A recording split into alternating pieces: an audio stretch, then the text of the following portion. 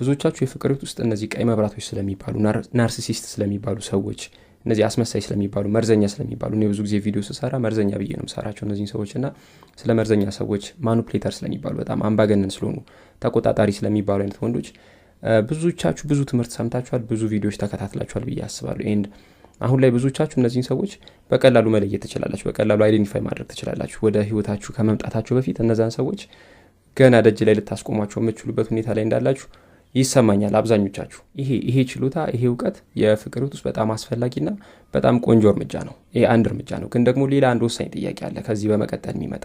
እሺ መርዘኛ የሚባሉ አስመሳይ የሚባሉ ናርሲሲስት የሚባሉ አይነት ሰዎችን አወቃችሁ፣ ለያችሁ በቀላሉ ጤነኛ የሚባሉትን ታውቃችኋላችሁ የሚለው ደግሞ ሌላ ወሳኝ ጥያቄ ነው። ማለት ጤነኛ ወንድ ወደ ህይወትሽ ሲመጣ እኔ ጤነኛ ነኝ ምናምን እያለ አይመጣም። ወይም ደግሞ ናርሲሲስት የሆነ ወንድ ኧረ እኔ እኮ ችግር ያለብኝ ሰው ነኝና ተጠንቀቂ ምናምን ብሎ አይደለም ወደ ህይወትሽ የሚመጣው። ስለዚህ መርዘኛ ሰዎችን ከህይወትሽ አቮይድ ማድረግ መቻል ጤነኛ ሰዎችንም እንዳያሳጣሽ ልትጠነቀቂ ይገባል። በጣም የሰው ልጅ ፐርፌክት አይደለም፣ ይሄ ይታወቃልና በጣም ማይነር የሚባሉ ኢምፐርፌክሽኖች ወይም ደግሞ ማይነር የሚባሉ በጣም ጥቃቅን የሚባሉ እዚህ ግባ የማይባሉ ጉድለቶች ትክክለኛውን ጤነኛውን ወይም ደግሞ ጥሩ የፍቅር ህይወት አጋር ሊሆንሽ የሚችለውን ሰው እንዳያሳጡሽ ልትጠነቀቂ ይገባል።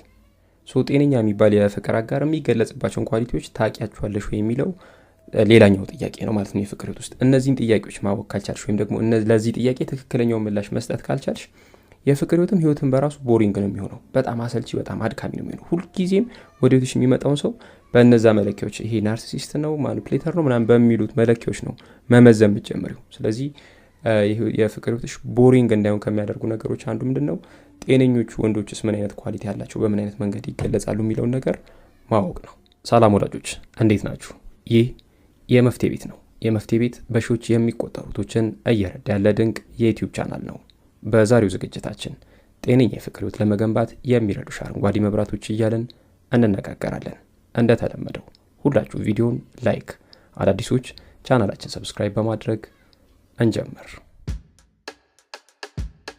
እሺ፣ የመጀመሪያው ያልተቋረጠ እርምጃ ወይም ደግሞ ኮንሲስተንት የሆነ እርምጃ የሚባለው ነው። እዚህ ጋር ምናልባት ብዙዎቻችሁ አሁን ኦንላይን ገብታችሁ ስለ ሪሌሽንሺፕ ምክር የሚሰጡ እንትኖችን ብትመለከቱ አብዛኞቹ ስለ ኮንሲስተንሲ ሲያወሩ ሁልጊዜ ቴክስት የሚያደርግልሽ ከሆነ ሁልጊዜ የሚደውልልሽ ከሆነ ያንን ኮንሲስተንሲ ነው ብለው ዲፋይን ሲያደርጉ ትመለከቻለሽ። ግን ኮንሲስተንሲ እንደዛ አይደለም። ኮንሲስተንሲ ማለት ያስለመደሽን ነገር ሁልጊዜ ያለማቋረጥ ማድረግ ማለት አይደለም። ወይም ደግሞ ኮንሲስተንሲ ማለት ፍላጎቱን፣ ስሜቱን ሁልጊዜ መግለጽ ማለት አይደለም። ኮንሲስተንሲ ወይም ደግሞ ያልተቋረጠ እርምጃ የሚባለው ነገር በየጊዜው እያደገ የሚሄድ ነገር ሊሆን ይገባል። የት? የፍቅር ህይወት ውስጥ።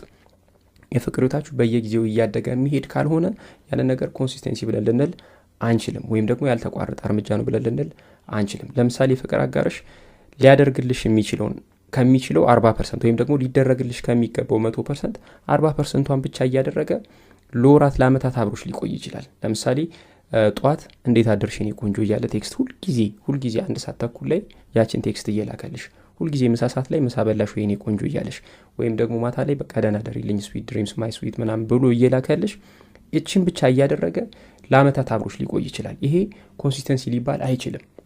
ወይም ደግሞ የፍቅር አጋርሽ እነዚህ ነገሮች ላይ በወጥነት እነዚህ ነገሮች ስላደረገ ያ ሰው ኮንሲስተንት ነው ሪሌሽንሺፓችሁ ላይ ማለት አይቻልም። ይሄ ስታግናንት ነው፣ እዛው አንድ ቦታ የቆመ ነገር ነው እና ሊያደርግ የሚችላትን ሲምፕሏን ነገር እያደረገ ይሄን ያህል ጊዜ የሚቆይ ከሆነ እድሜሽን ጊዜሽን እየበላ ነው። የፍቅር ህይወታችሁ ውስጥ የፍቅር አጋርሽ ኮንሲስተንት ነው ብለሽ ለማለት ድሮ ከነበራቸው ነገሮች ሁልጊዜም አንድ እርምጃ ወደፊት መጠጋቱን እርግጠኛ ልትሆን ይገባል። እየተሻሻሉ እያደጉ የሚሄዱ ነገሮች ሊኖሩ ይገባል።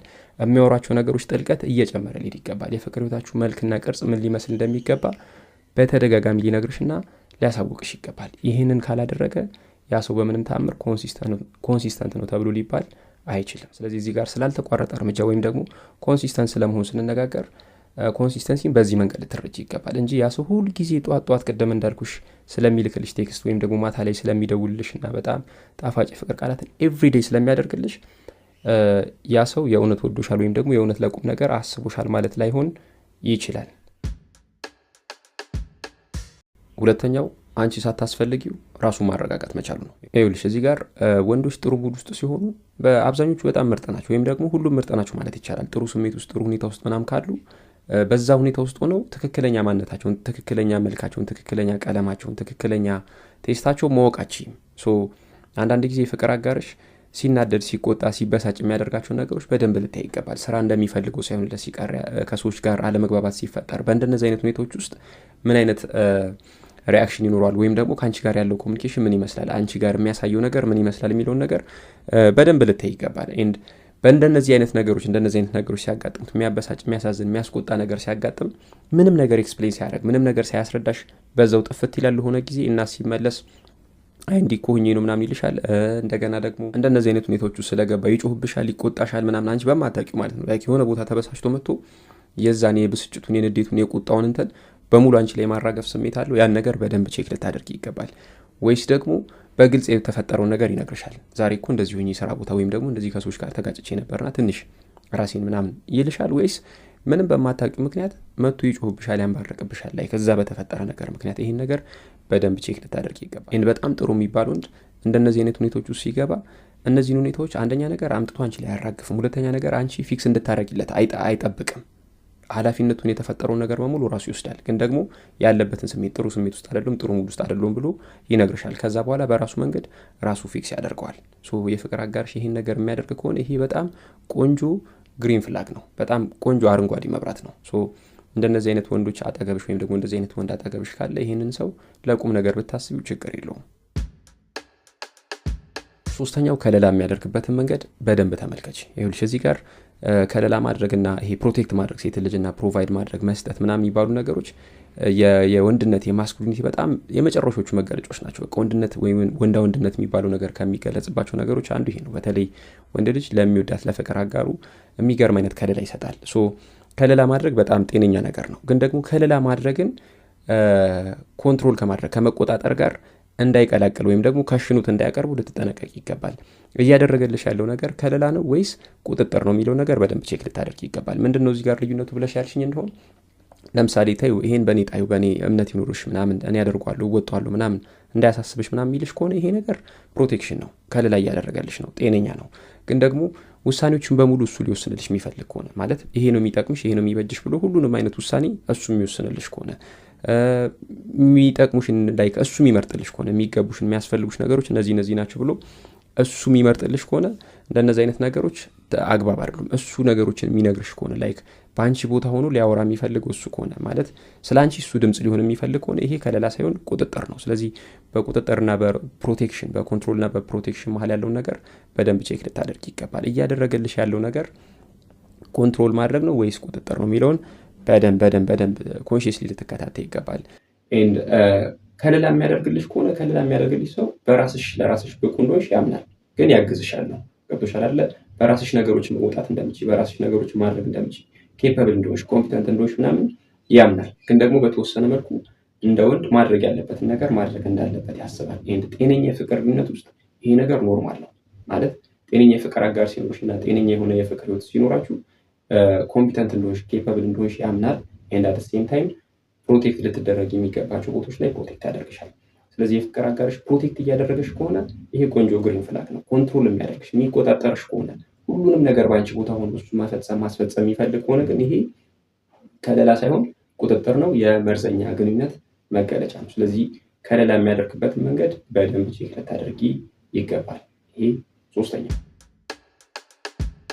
አራተኛ ወንድ ልጅ ላይ በጣም በጥንቃቄ ልታይ የሚገባው ነገር መሰለሽ በዙሪያው እንዳሉ ሰዎች ሁኔታና ማንነት ወይም ስታተስ ባህሪው የሚቀያየር ከሆነ ነው። ይሄን በደንብ ቼክ ልታደርግ ይገባል። ይሄ ቀላል ነገር ይመስልሻል፣ ግን አይደለም፣ ቀላል ነገር አይደለም። ለምሳሌ የፍቅር አጋርሽ በጣም ትልልቅ የሚባሉ ሰዎች በጣም ስታተሳቸው ይሄ ኢኮኖሚክ ስታተሳቸውን በተመለከተ ነው ማውራሽ እና በዛ ሁኔታ በጣም ከፍ ያለ ቦታ ላይ ያሉ ስራ አስኪያጅ ወይም ደግሞ በጣም ትልልቅ የቢዝነስ ባለቤቶች ምናምን የሆኑ ሰዎች ጋር ኮሚኒኬት የሚያደርግበት መንገድና ከዛ አስተናጋጆች ጋር፣ ረዳቶች ጋር፣ ምክትሎቹ ጋር፣ ጽዳት ሰራተኞች ጋር ምናምን የሚያወራበትን መንገድ በደንብ ቼክ ልታደርግ ይገባል። ማለት እነዛን ሰዎች በጣም ፖላይትሊ እያወራ እነዚህ ትልልቅ የሚባል አይነት ስታተስ ላይ ያሉ ሰዎችን በጣም ፖላይትሊ በጣም በትህትና እያወራቸው ዘንድ ጽዳቷን ወይም ደግሞ አስተናጋጁን ሲያገኝ ደግሞ ቶኑ ወዲያው የሚቀየር ከሆነና በጣም ዝቅ አድርጎ የመመልከት አይነት ነገር ካለ ከንግግሩም ከሁኔታውም ከአክሽኑም የምትመለከቹ ነገር እንደዚህ አይነት ነገር ቫሪ የሚያደርግ ነገር ካለው ይሄ ነገር ነገ ወደ አንቺ ቤት እንደሚመጣ አትጠራጠሪ። አንቺ ራስሽ ነሽ አይደለ? በየትኛውም ሁኔታ ውስጥ ስታተስሽ ያው አንቺው ራስሽ ነሽ።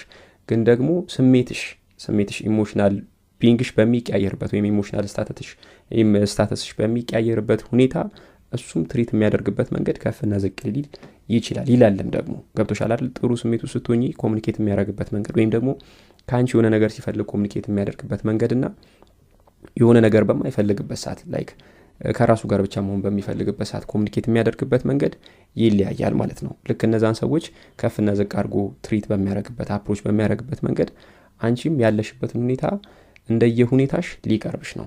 ይሄ ደግሞ በጣም አደገኛ ነገር ነው ማለት ስታዝኚም ስትደሰቺም አንድ የፍቅር አጋር ኮንሲስተንት ሊሆን ይገባል፣ ወጥ ሊሆን ይገባል ማለት ነው። ይሄን ነገር እነዛ ሰዎች ላይ የምትመለከቺ ከሆነ ከዚህ ሰው ልትርቂ ይገባል። እነዛን ሰዎች ሁለቱንም ሰዎች ግን በተመሳሳይ መንገድ ሁለቱም አይነት ስታተስ ያሉ ሰዎችን በተመሳሳይ መንገድ ትሪት የሚያደርጋቸው ከሆነ ይሄ በጣም ቆንጆ ግሪን ፍላግ ነው። ወንድ ልጅ ላይ ልታይ ከሚገቡ ነገሮች አራተኛው ይሄ ነው ማለት ነው።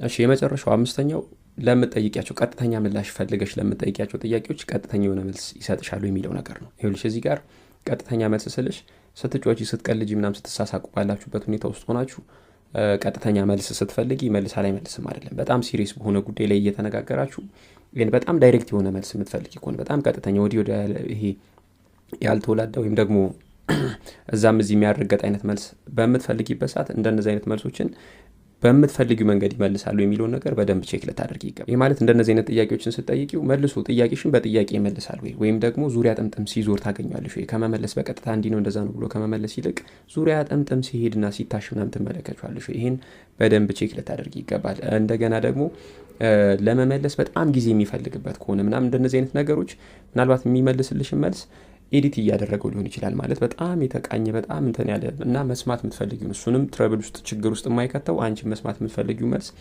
ለመስጠት የሚረዳውን ጊዜ እየገዛ ነው የሚለውን ነገር በደንብ ቼክ ልታደርጊ ይገባል። እና እንደነዚህ አይነት መልሶች መመለስ ቀጥተኛ መልስ መመለስ የታማኝነት አንዱ መገለጫ ነው። ታማኝነት ከሚገለጽባቸው ከሚንጸባረቅባቸው መንገዶች አንዱ ይሄ ነው፣ ቀጥተኛ መልስ መመለስ ነው። ስለዚህ የፍቅር አጋርሽ እንደነዚህ አይነት ጥያቄዎችን ስትጠይቂው በጣም ዲፌንሲቭ የማይሆን ከሆነ ራሱን ወደ መከላከል ቶኑ የማይቀየር ምናምን ከሆነ ወይም ደግሞ ለረጅም ሰዓት ዝምታን የማይመርጥ ከሆነ ምናምንና ወዲያው ለተጠየቀው ነገር ቀጥተኛ መልስ የሚመልስ ከሆነ ሰበብ የማይደረድር ከሆነ ይሄ ሰው አንደኛ ነገር ከፍቅር ግንኙነታችሁ ምን እንደሚፈልግ ያውቋል። ሁለተኛ ነገር በህይወቱ እየተካሄደ ያለውን ነገር በግልጽ እየነገረሽ ነው፣ በግልጽም ራሱም ያውቋል ማለት ነው። ስለዚህ ራሱን ወደ መከላከል ሰበብ ወደ አለመደርደር እንደገና ደግሞ ወደ ዝምታ የማይገባ ከሆነ ይሄ በጣም ቆንጆ ግሪን ፍላግ ነው። ይህን ነገር በደንብ እዛ ልጅ ላይ ቼክ ልታደርግ ይገባል። ነገር ግን ደግሞ ኮሚኒኬሽን እንደዚህ አይነት ጥያቄ ላይ ቀጥተኛ መልስ ፈልገሽ ጥያቄ ጀምረሽ የገባሽበት ኮሚኒኬሽን ምነው ባልገባው የሚል ወይም ደግሞ ሌላ በጣም ብዙ ጥያቄዎችን የሚፈጥርብሽ አይነት ነገር ሆኖ የሚያበቃ ከሆነ ኮሚኒኬሽናችሁ ወጫው እዛ ጋር ልትጠነቀቂ ይገባል እና ቆም ልታደርጊ ነገሮችን ያዝ ልታደርጊ ይገባል ማለት ነው። ስለዚህ እነዚህን 5 ነገሮች በደንብ ልትመለከች ይገባል። ስለዚህ ለፍቅር የምታስቢው ሰው እነዚህ 5 ነገሮች እንዳሉት እርግጠኛ ስትሆኚ you are safe to go።